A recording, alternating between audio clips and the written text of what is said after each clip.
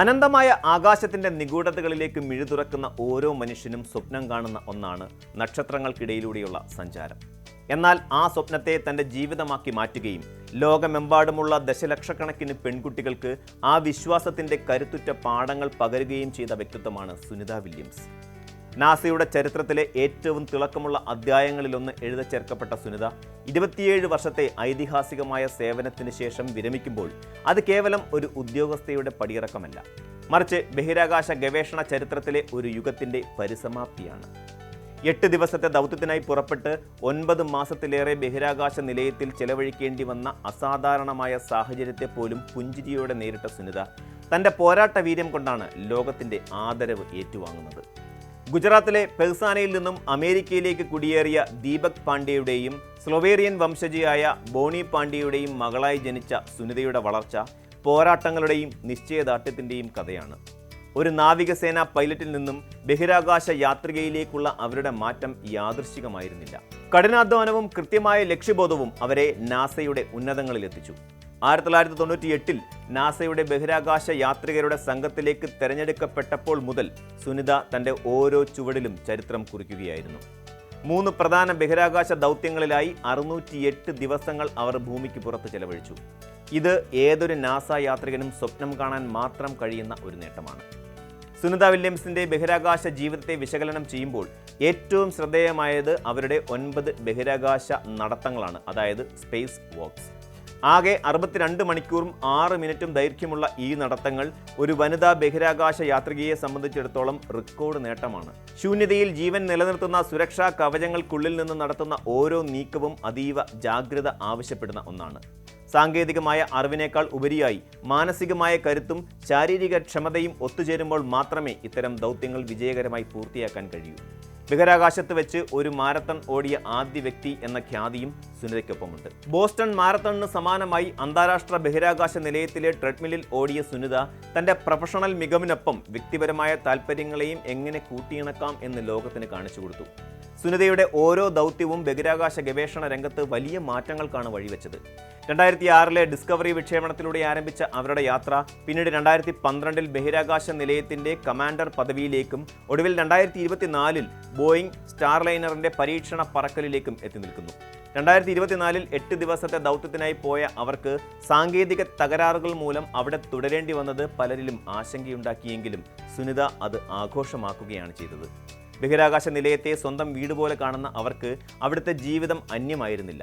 Artemis ദൗത്യങ്ങൾ വഴി മനുഷ്യനെ വീണ്ടും ചന്ദ്രനിലെത്തിക്കാനും തുടർന്ന് ചൊവ്വയിലേക്ക് യാത്ര തിരിക്കാനുമുള്ള നാസയുടെ ബൃഹത്തായ പദ്ധതികൾക്ക് സുനിതയുടെ പഠനങ്ങളും അനുഭവങ്ങളും വലിയ മുതൽക്കൂട്ടാണ്. നാസ അഡ്മിനിസ്ട്രേറ്റർ ജാരഡ് ഐസക്മാൻ സുനിതയെ വിശേഷിപ്പിച്ചത് മനുഷ്യ ബഹിരാകാശ യാത്രയുടെ പയനിയർ എന്നാണ്.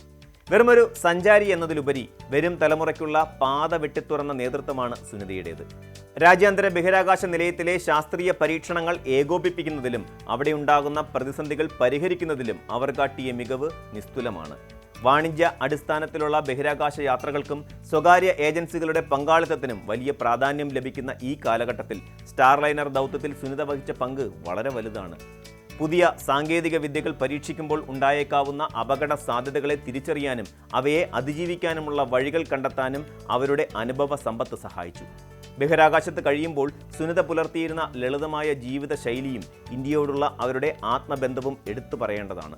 ബഹിരാകാശ യാത്രകളിൽ അവർ ഭഗവത്ഗീതയും ഉപനിഷത്തുകളും കൈവശം വെച്ചിരുന്നു എന്നത് അവരുടെ സാംസ്കാരിക ബോധത്തെ വെളിപ്പെടുത്തുന്നു. താൻ ജനിച്ചു വളർന്നത് അമേരിക്കയിലാണെങ്കിലും തൻ്റെ വേരുകൾ ഇന്ത്യയിലാണെന്ന് അവർ എപ്പോഴും അഭിമാനത്തോടെ പറയാറുണ്ട്. ഇന്ത്യ സന്ദർശിച്ച വേളകളിലെല്ലാം വിദ്യാർത്ഥികളുമായി സംവദിക്കാനും അവരെ ശാസ്ത്രത്തിൻ്റെ ലോകത്തേക്ക് ആകർഷിക്കാനും അവർ ശ്രദ്ധിച്ചു. ശാസ്ത്രവും ആത്മീയതയും പരസ്പര വിരുദ്ധമല്ലെന്നും മറിച്ച് അവ രണ്ടും പ്രപഞ്ചത്തെ മനസ്സിലാക്കാനുള്ള 2 വഴികളാണെന്നുമുള്ള അവരുടെ നിലപാട് ഏറെ ശ്രദ്ധേയമാണ്. സുനിത വില്യംസിൻ്റെ വിരമിക്കൽ ഒരു വ്യക്തിയുടെ കരിയറിൻ്റെ അവസാനമല്ല, മറിച്ച് അവർ നൽകിയ സംഭാവനകളുടെ തുടർച്ചയാണ്. ബഹിരാകാശം എന്നത് മനുഷ്യന് അപ്രാപ്യമായ ഒന്നല്ലെന്നും കൃത്യമായ തയ്യാറെടുപ്പുകളും അചഞ്ചലമായ വിശ്വാസവുമുണ്ടെങ്കിൽ ആർക്കും അവിടെ എത്താമെന്നും അവർ തെളിയിച്ചു. സ്ത്രീ പുരുഷ ഭേദമില്ലാതെ ഏതൊരാൾക്കും തങ്ങളുടെ കഴിവ് തെളിയിക്കാൻ കഴിയുന്ന മേഖലയാണ് ശാസ്ത്രമെന്ന് സുനിതയുടെ ജീവിതം നമ്മെ ഓർമ്മിപ്പിക്കുന്നു. അവരുടെ 608 ദിവസത്തെ ബഹിരാകാശ ജീവിതം കേവലം സമയത്തിൻ്റെ കണക്കല്ല, മറിച്ച് മനുഷ്യൻ്റെ അറിവിൻ്റെ അതിരുകൾ വികസിപ്പിക്കാൻ നടത്തിയ നിശബ്ദമായ പോരാട്ടത്തിൻ്റെ അടയാളമാണ്. ബഹിരാകാശ നിലയത്തിൻ്റെ മുകളിൽ നിന്ന് താഴെ ഭൂമിയെ നോക്കുമ്പോൾ അതിരുകളില്ലാത്ത മനോഹരമായ ഒരു ലോകത്തെയാണ് കാണാൻ കഴിയുന്നതെന്ന് സുനിത പലപ്പോഴും പറയാറുണ്ട്. മനുഷ്യർ തമ്മിലുള്ള വിവേചനങ്ങളും രാജ്യങ്ങൾ തമ്മിലുള്ള തർക്കങ്ങളും അവിടെ നിന്ന് നോക്കുമ്പോൾ അർത്ഥശൂന്യമായി തോന്നും. ഈ ഒരു ലോകവീക്ഷണമാണ് സുനിത വരും തലമുറയ്ക്ക് കൈമാറുന്ന ഏറ്റവും വലിയ സന്ദേശം. ഭൂമിയെ ഒരു യൂണിറ്റായി കാണാനും പ്രപഞ്ചത്തിൻ്റെ വിശാലതയിൽ നമ്മൾ എത്രമാത്രം വിനീതരാകണമെന്നും അവരുടെ ജീവിതം പഠിപ്പിക്കുന്നു. ചന്ദ്രനിലേക്കും ചൊവ്വയിലേക്കും മനുഷ്യൻ കാലെടുത്ത് വെക്കാൻ ഒരുങ്ങുമ്പോൾ ആ ചുവടുവെപ്പുകൾക്ക് കരുത്തേകിയ അടിത്തറ സുനിത വില്യംസിനെ പോലെയുള്ള ധീരരായ മനുഷ്യരുടേതാണ്. 2025 ഡിസംബർ 27 അവർ ഔദ്യോഗികമായി വിരമിച്ചതായി നാസ വെളിപ്പെടുത്തുമ്പോൾ സുനിത നാസയിൽ നിന്ന് മാത്രമല്ല പടിയിറങ്ങുന്നത്, മറിച്ച് കോടിക്കണക്കിന് ആളുകളുടെ ഹൃദയങ്ങളിൽ ജ്വലിച്ചു നിൽക്കുന്ന ഒരു പ്രകാശമായി അവർ മാറുകയാണ്. അവർ പറഞ്ഞതുപോലെ ബഹിരാകാശമാണ് തനിക്ക് ഏറ്റവും പ്രിയപ്പെട്ട സ്ഥലം.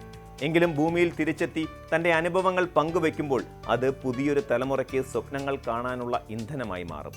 നാസയുടെ വരാനിരിക്കുന്ന ആർടെമിസ് ദൗത്യങ്ങൾ വിജയിക്കുമ്പോൾ അതിൽ സുനിതയുടെ അറിവിൻ്റെയും അധ്വാനത്തിൻ്റെയും അംശം ഉറപ്പായും ഉണ്ടാകും. വലിയ സ്വപ്നങ്ങൾ കാണാനും അസാധ്യമായതിനെ കീഴടക്കാനും ആഗ്രഹിക്കുന്ന ഏതൊരാൾക്കും സുനിത വില്യംസ് എന്ന പേര് എന്നെന്നും ഒരു പ്രചോദനമായിരിക്കും. ഈ മഹത്തായ യാത്രയ്ക്ക് നന്ദി പറഞ്ഞുകൊണ്ട് സുനിതയുടെ വിശ്രമ ജീവിതത്തിന് ലോകം ആശംസകൾ നേരുന്നു. കൂടുതൽ വാർത്തകൾക്ക് news 18 Keralam YouTube channel subscribe ചെയ്യുക.